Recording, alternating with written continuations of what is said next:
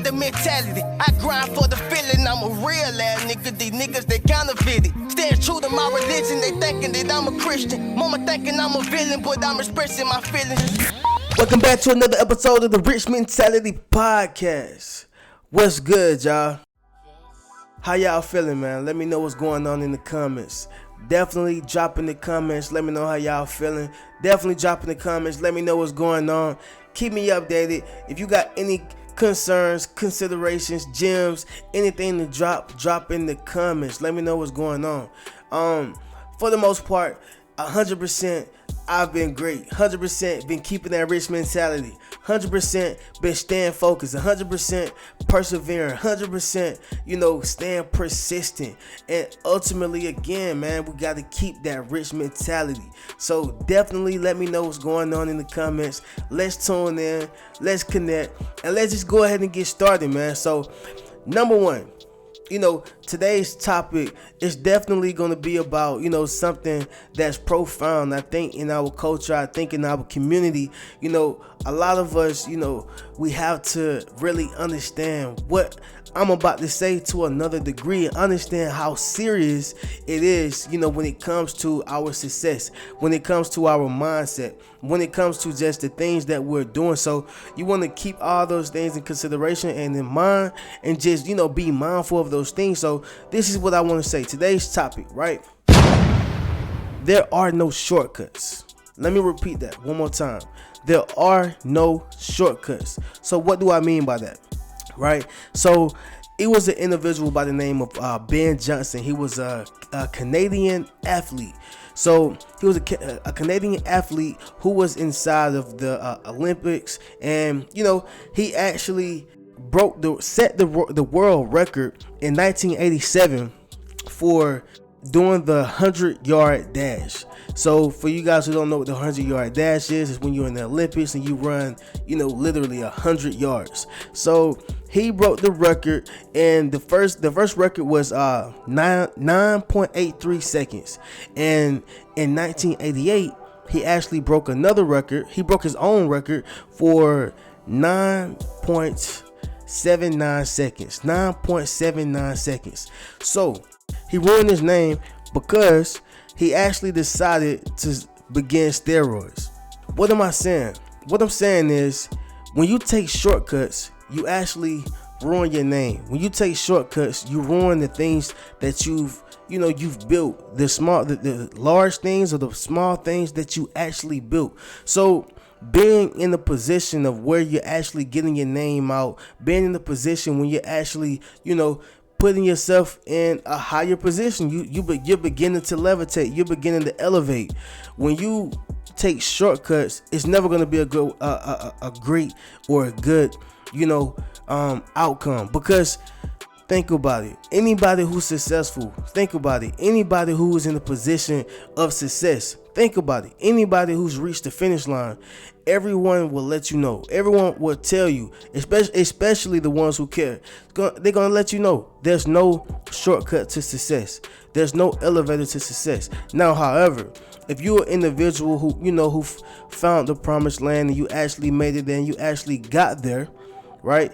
And when you got there, you say, you know what? I'm not going to tell my homeboys. I'm not going to tell my colleagues. I'm not going to tell, the people who I care about to take the stairs, right? I'm gonna send them down the elevator. Unless you're one of those individuals or whoever done that, there's no shortcuts to success. And 90% of the time, it's going to be the same thing. It's no shortcut to success. So what I'm saying to you guys is that you got to keep a rich mentality. But the main thing, when you keep that rich mentality, you're letting yourself know that, hey, regardless of anything, I got to have patience. Regardless of anything, I got to persevere. Regardless of anything, I got to stay persistent. Regardless of anything, I got to continue to keep moving. Because when you try to take a shortcut, it's never going to end right. It's never going to end right. You take, for instance, Ben Johnson, he was building his legacy. He was building his name. He was putting himself in position to be an actual legend, right? And I mean, it doesn't it doesn't stop. Like, it continuously keep going. It same thing with Barry Bonds. Same thing with any individual who thought that they should take a shortcut, just to put themselves in a better light. But what happens is it actually dims their light. What happens is it actually take away from their light. What happens is, instead of building their legacy, it takes from their legacy. It destructs their legacy. So when you try to take shortcuts, it's never going to end good. You got to understand that. Like, you just got to understand that it's imperative. So I just wanted to let y'all know, man, it's no shortcuts to success. You gotta keep pushing. You gotta stay consistent. You gotta stay persistent, and you have to persevere.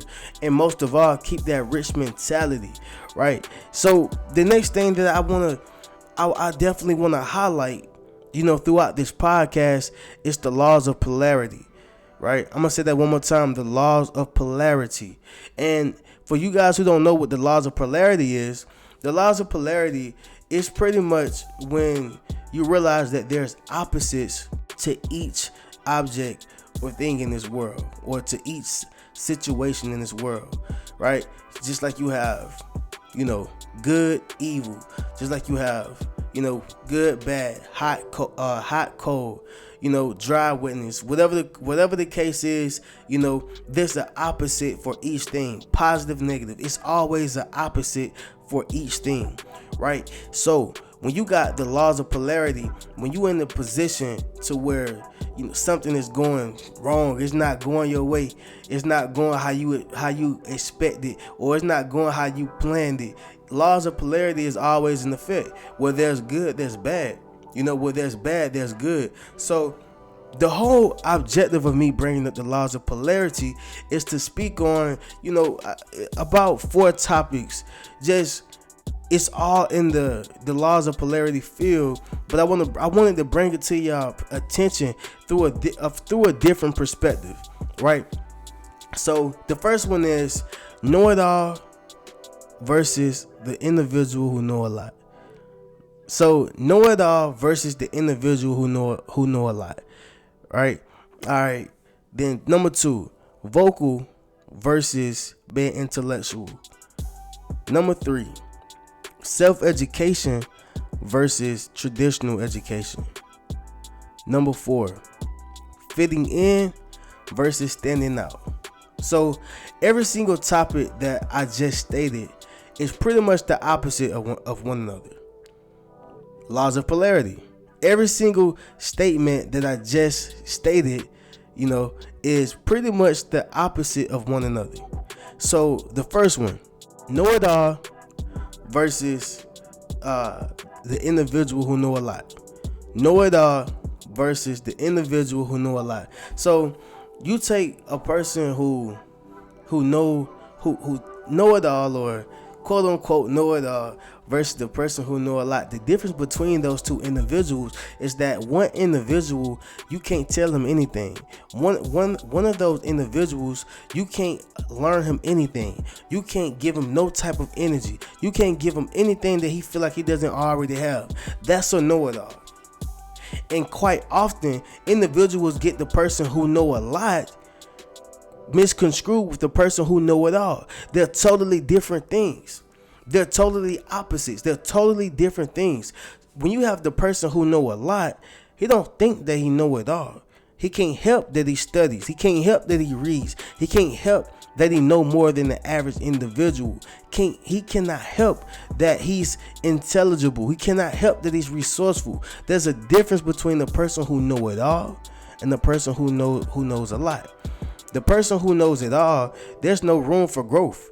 The person who knows it all, there's no room for him to get to the next level, because you already know it all. Socrates once said already, he said that once I learned that I know nothing.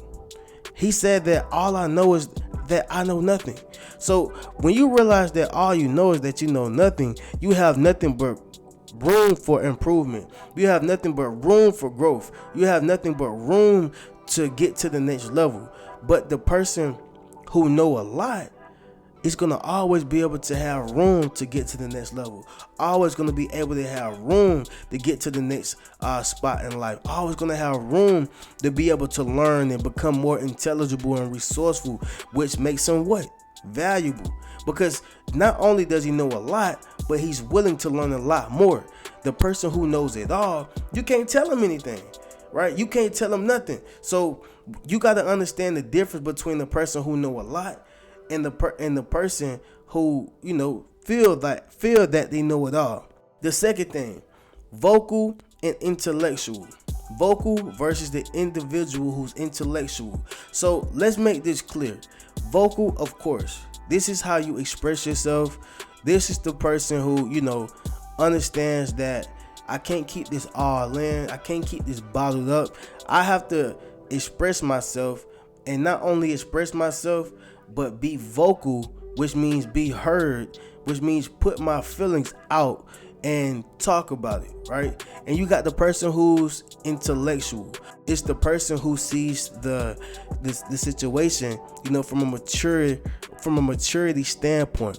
You know, intellectual is the individual who knows how to not only articulate but speculate a situation from both perspectives. So you're not just intellectual individual is not just coming from one-sided point of view, like, yep, that's how it is, and yep, you know, this is how we're gonna do it, or yep, you know, just very simple, very bland, you know, whether they're vocal or not, but very bland. So the difference between both of those is when you take somebody that's intellectual, they're able to articulate a message.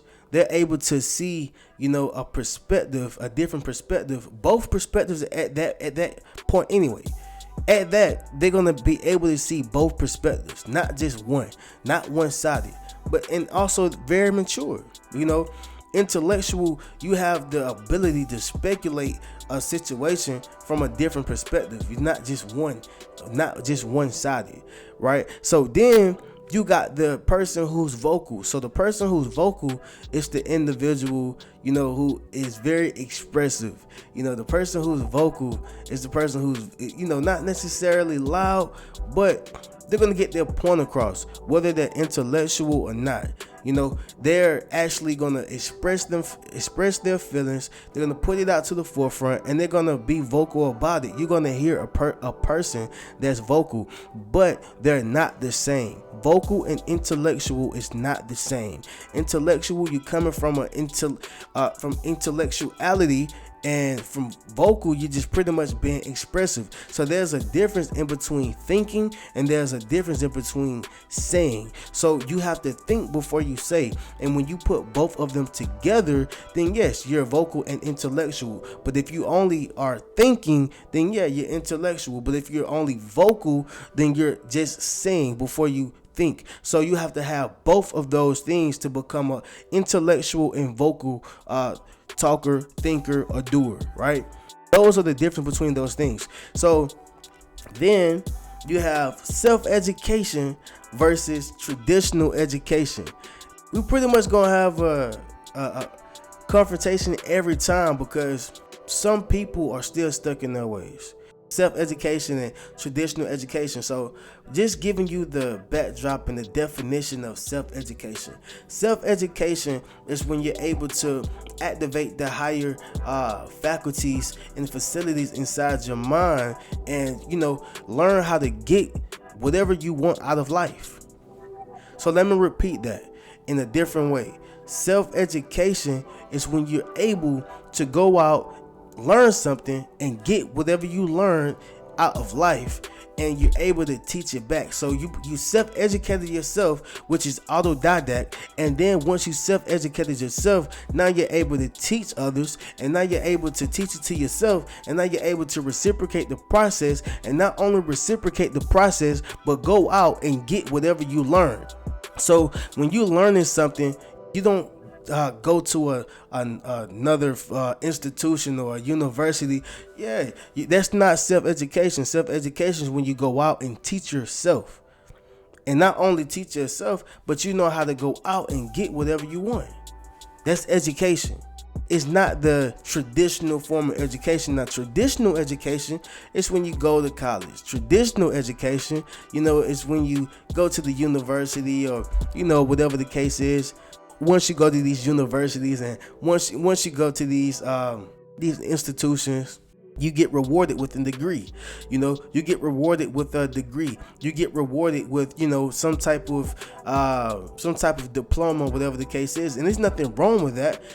Just being 100%, I'm sure if you guys do your research, you'll understand that I've become a graduate as well, right? I have my bachelor's of arts degree in audio production. I don't think that there's nothing wrong with having that type of education. However, I'm also self-educated. However, I understand that degree is not going to save you. However, I do realize that a degree it's an accomplishment. And there's nothing wrong with having an accomplishment. But what I will say is that being self-educated just as well as being traditionally educated, and being traditionally educated doesn't make you any better than the person that's self-educated. Bottom line, point blank, period. Now, I know the people who very deep into traditional education, of course they're gonna always have something to say about it, and I get it. So what? But I'm not anti-education. I'm not anti-college or any of those things. As I just stated to you guys, I have a degree as well. But what I realize is that self-education is just as significant and valuable, to the person who has traditional education. And that's just bottom line, point blank, period. So self-education and traditional education, of course, they're different. Of course, they have different benefits. But a person who is self-educated and you understand, the things that you've taught yourself and able to teach it to others, and not only that, go out and get whatever you want in life, you're an educated individual. It's not about, oh, I got this diploma, or I got this trade, or I got this degree, I got this. I mean, it's people who work at a warehouse, and they going to school for their masters. They on their doctorate degree. There's nothing wrong with that. Yes, you're educated, but sometimes you can be an educated fool. So understand the difference between self-education and traditional education, right? I mean, most of the millionaires did not go to school, and if they did go to school, best believe they dropped out. If they did go to school, best believe they dropped out. The millionaire states, I don't need a degree, but the individuals who come work for me needs a degree. They need a degree. So my thing is, when you have the education, when you have the knowledge, and when you have, the intelligence of whatever you're doing, or the intelligence of whatever expertise you have, then you're educated. You're a self-educated, brother or sister. You're a self-educated woman or man. You are a self-educated individual, and you don't need any other institution or university to signify that, to solidify that, to stamp that. As long as you're able to go out and get whatever you want in life, whether that's better credit, whether that's 6-figure home, whether that's 7 figures every month, whether that's attaining your own business, whatever the case is, whatever you set your mind to and you're able to do it, you're educated. Bottom line, point blank, period. Right? And the last thing is fitting in versus standing out. Now, the difference between a person who wants to fit in is the individual, who feel that they have to keep up with the trends, feel like, they have to do whatever society tell them to do. They feel like they need to do, whatever everybody else is doing. You want to fit in. But see, sometimes you got to realize it's hard to fit in when you stand out.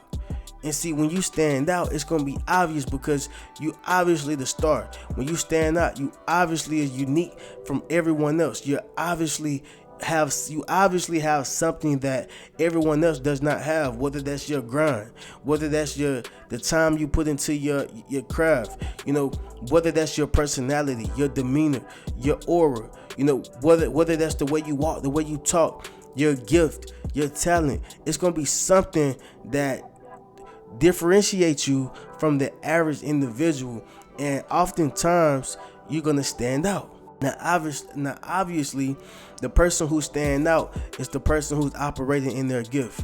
Obviously, the person who's standing out is the individual who embrace their uniqueness. Obviously, the person who's standing out is the individual of uniqueness. They are aware of their power. They are aware of the things that they have to offer, and they are aware of their purpose. They stand out. And some people don't really grasp, their gift and grasp the power that they have automatically, but once they realize that, they become even more. So some people have just natural game, right? It's just got natural game, but once they actually realize, like, oh, yo, I can really, self-develop. Like, I haven't seen no singer who doesn't have a vocalist trainer, right? I don't see no dancer who been dancing for years, who doesn't have, a choreographer. So it's all about personal development. But as I restate, it's hard to fit in when you stand out. So when a person is an individual, of uniqueness, you're gonna stand out. But understand the difference between fitting in and standing out. I just really wanted to elaborate on that because a lot of people don't understand the laws of polarity. Let me repeat that one more time. The laws of polarity. Where there's good, there's bad. Where there's bad, there's good. It's always the opposite of what you may think is the only thing. It's always something contrary to what you're going through. It's always something, the complete opposite of what you're going through. So you have to realize that the laws of polarity are always in effect. The laws of polarity are always working. So when you keep that, that whole mindset in tune, you're gonna realize that whenever you're going through something bad, it's gonna always get good, and it's gonna always become better. And whenever you're going through something good, be aware. Don't be surprised. Don't be surprised when the bad comes. Don't be surprised when the negative comes. And you just got to understand and realize that, right? The ultimate thing is understand the laws of polarity, right? So if you've been tuning into this podcast for the last maybe 3-4 months, what we do is we have a segment on the podcast, and it's called One Way to Make $1 Million. One way to make $1 million. And see, what a lot of people don't realize is that making $1 million is not necessarily hard. What's hard is being able to manage it. What's hard is being able to keep it. What's hard is being able to multiply it. And when we're not taught financial literacy, it's kind of hard for us to make that happen. When we're not taught financial literacy, it's kind of hard for us to maintain that $1 million. When we're not taught financial literacy, how can we teach it to our kids and their kids? So we got to educate ourselves on financial literacy. We got to buy courses. We have to put ourselves in position to be around people who know it. We got to put ourselves in position to be able to learn financial literacy. That's the only way we're going to be able to build wealth. So what I want to do is give you guys one way to make $1 million on this podcast. So one way is to invest in index funds. Now, before I get into index funds and before I elaborate on index funds, I do want to say this. So there's 6 ways to build financial literacy. Those 6 ways are cash flow, emergency fund, debt management, proper protection, building wealth, preserve wealth. I'm going to say that one more time. Cash flow, emergency fund, debt management, proper protection, build wealth, and preserve wealth. So one is the way you make your money. One is how the income that you have coming in, right? One is actually being able to, get the money in, the way you generate your revenue. The second one is an emergency fund. Most of us don't have an emergency fund. Most of us have not yet raised our zero. So we have to, number one, raise the zero, set an emergency fund. It has to always be there, right? That's the and some people, they don't like to put power to words. So if you would like to call it emergency fund, you can, or you can put a good luck fund. I mean, you can rename it and restructure and reorganize it the way you want to, but you want to be sure to have you some type of fund for whenever a rainy day come, and they will come. They will come. And the third one, debt management. How are you paying your credit cards? How are you managing your money? How are you managing the things that you have to pay? How are you managing your money overall, right? You have to be able to manage your money. So then, proper protection. What do I mean by proper protection? So what insurance policies do you have in line? What type of insurance policies do you have in place? How are you able to protect the assets and the wealth that you have? You want to be able to protect your assets and your wealth. The fifth thing is actually building wealth.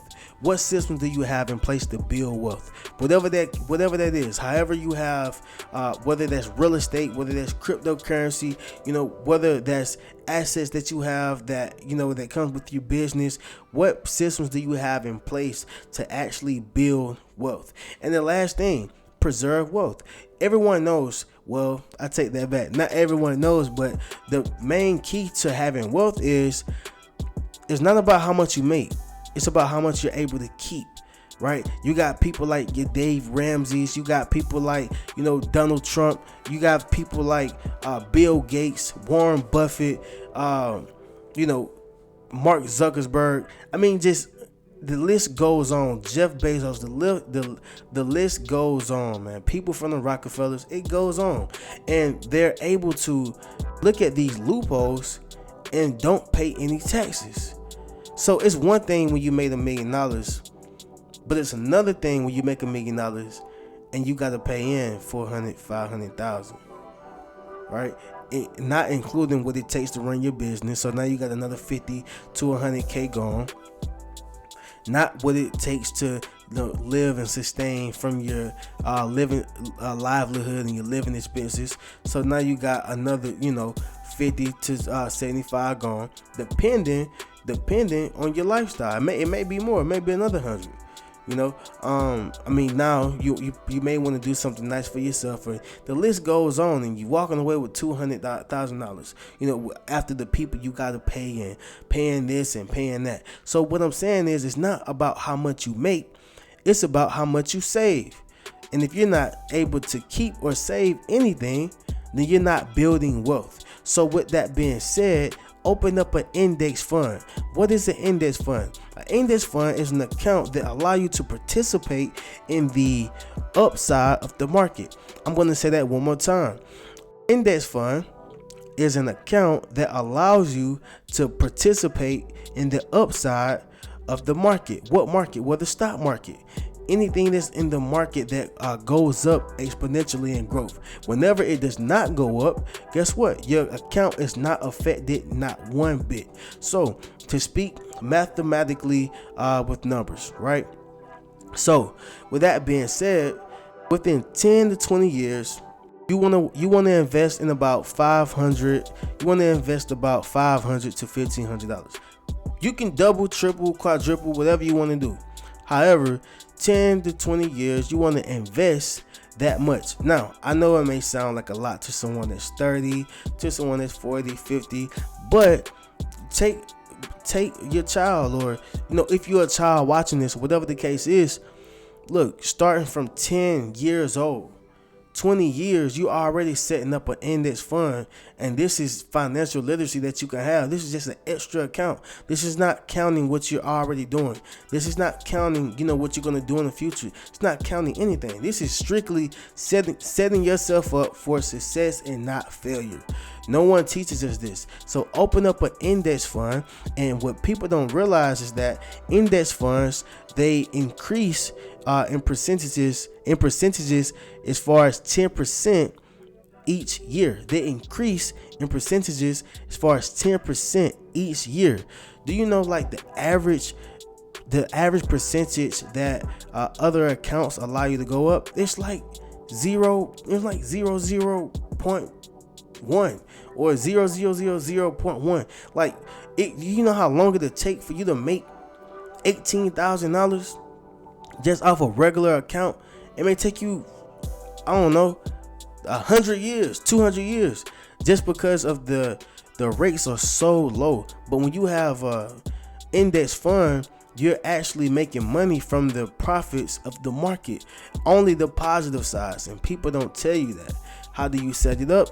You speak with the actual financial advisor or a financial professional, and you set up an index fund. But no one teaches you how to create financial literacy in longer duration. Everybody want the quick money. Give it to me now. Need quick money. But what you don't realize is that quick money is gonna have the ability to leave quicker than what you got it. But anything that you have to wait for is worth having. Anything that's not, that you don't have to work for or come too quick, it's not worth having. So you got to understand and realize that. So with that being said, if it increases 10% per year, well, guess what? You just made $18,000 in 1 year. So if you continuously, invest $1,500 per month, for 10 years, and this is just the minimum, guess what you got? $180,000. Now this is just after the money that you've invested. Now you let that 10% increase yearly or annually, guess what? That's the extra $18,000. Now this is just the minimum. When you quadruple this double times, who knows what you will have. So you got to understand that. I would say from anyone that's 10 years old, or even younger, if they already set up an index fund, they're looking at becoming a millionaire. That simple. Index funds. So just to conclude this podcast, guys, I want y'all all to know that we are able to create financial literacy for our families and for our kids. We are able to maintain a rich mentality. We are able to do great things. No one just taught us, but now we're in a position to listen. Now we're in a position to learn. So what we got to do is understand that we are in the position to have a rich mentality. We're supposed to have a rich mentality. We all are millionaires. We all are rich. We all have a rich mindset, an open-lit mindset. What I want y'all to do is to keep a rich mentality. Thank y'all for tuning in. Peace.